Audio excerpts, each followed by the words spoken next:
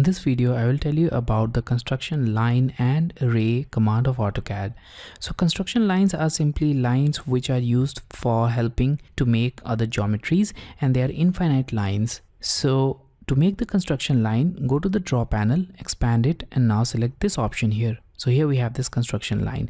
You can also use its command equivalent X line. Now, in order to make this construction line, simply click at a point to start it and now click at the second point. So in this case, you'll see that we have an infinite line and you can click at any point to add this line. So I'll click at this point and once again, I'll click at this point. So now we have these two construction line. Now press enter to escape this command, and here we have a vertical and a horizontal construction line.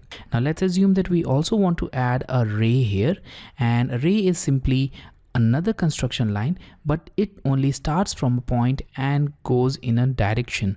And in case of construction line, it starts at a point and goes in both the directions. So let's now expand the draw panel, select the ray tool, click at this point, and now you'll notice that this ray is going only in one direction. So you can click at any point to place it, and now press enter again to escape this command.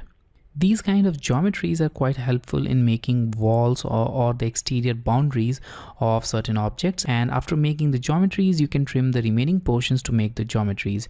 So when you select the construction line tool, you'll see there is an option of offset. So selecting this option will allow you to create another construction line at certain distance from the original one. So let's say that we want to make another construction line at a distance of 10 units. So let's type 10, press enter. Now select the first construction line and click on the direction on which you want to make another construction line. And here we have it. So now we have another construction line in the upper direction. So in a similar way, if you want to make the construction line in this direction, simply select it and now click downwards, and here we have it.